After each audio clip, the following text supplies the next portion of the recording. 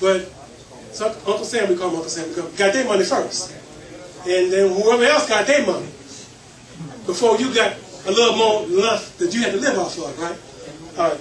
Well, now, Mr. Kiyosaki calls them financial creditors. Well, that's his term, right? I didn't call him that.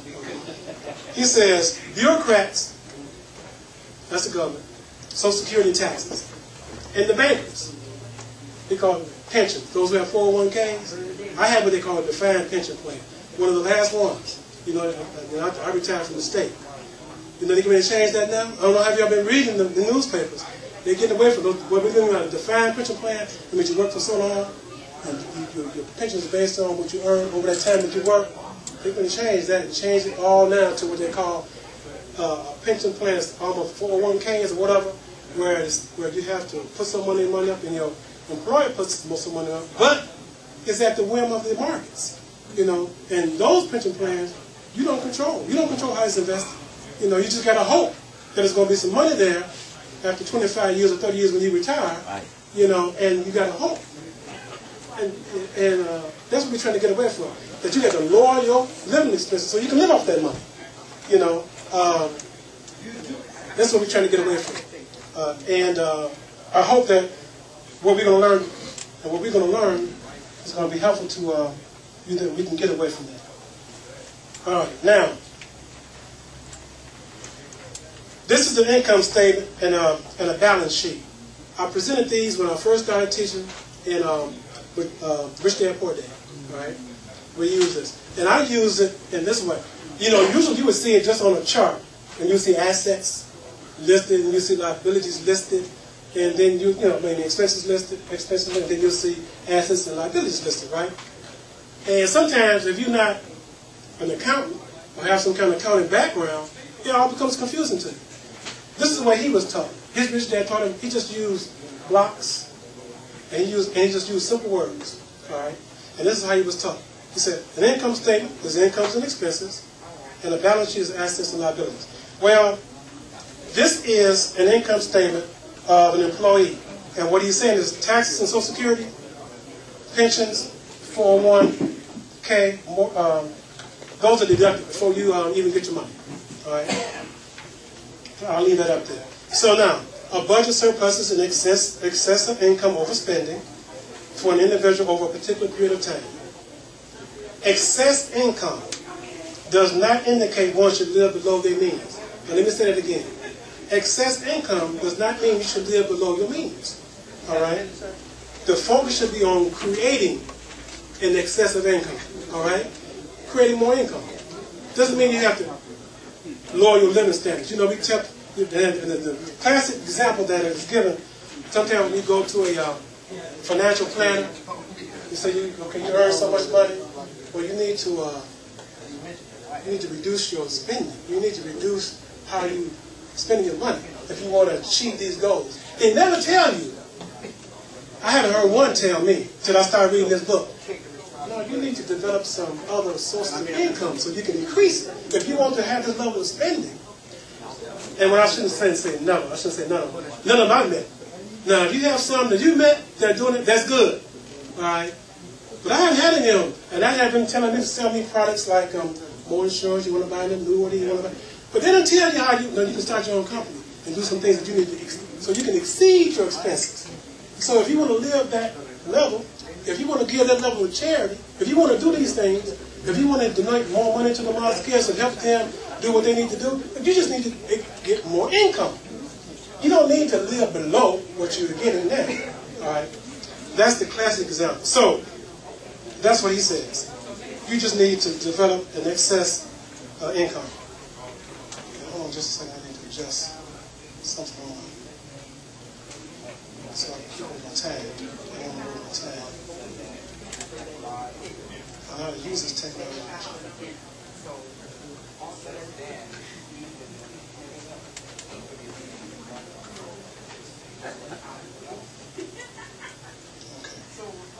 Thank you for your patience. All right. So, Mr. Kiyosaki, he quotes Barron's. An individual with a budget surplus may choose to pay down debt, increase spending, or increase their investments. All right. So, what he says is, Barron's gives out 3 choices.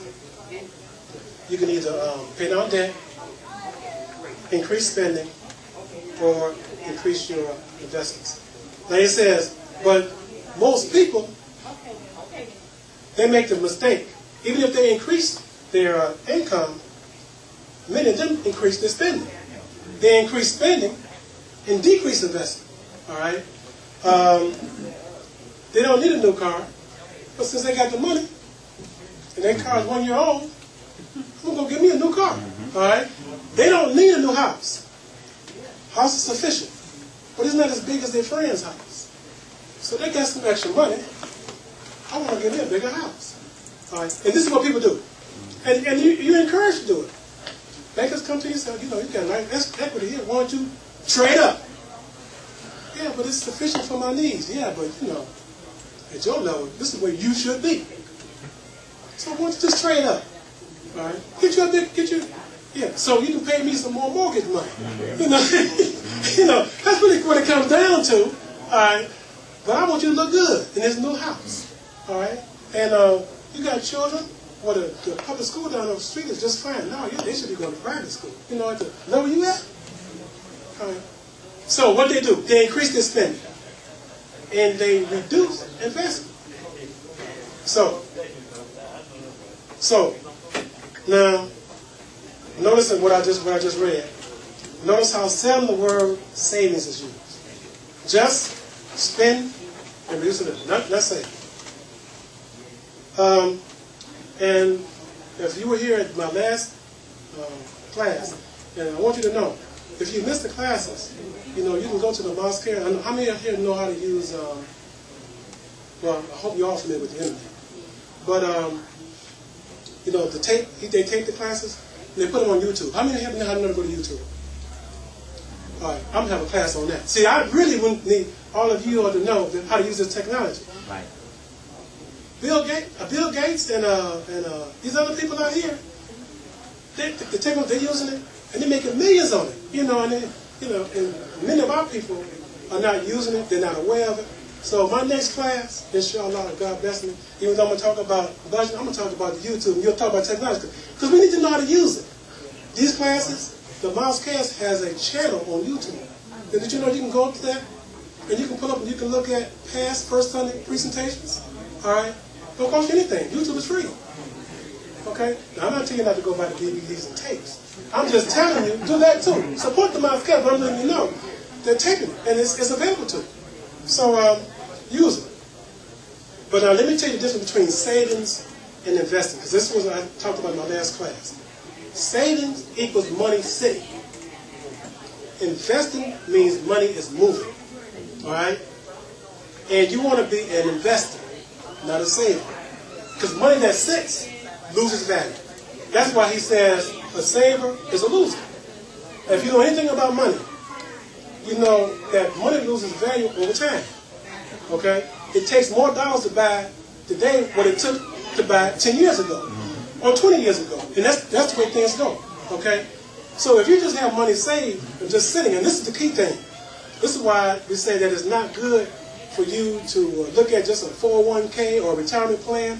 You work for someone for 25 or 30 years, but you started 20 years ago putting that money away, right? This is 20 years or 30 years later. You think the money's going to have the same buying power that it had the 20 years before? It's not.